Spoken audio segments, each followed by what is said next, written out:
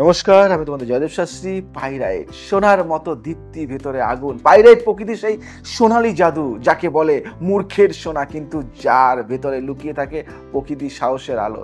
এটি জীবনের স্তব্ধতাকে ভেঙে শক্তি আনয়ন করে, আপনাকে কর্মঠ, সাহসী আর আকর্ষণীয় করে তোলে।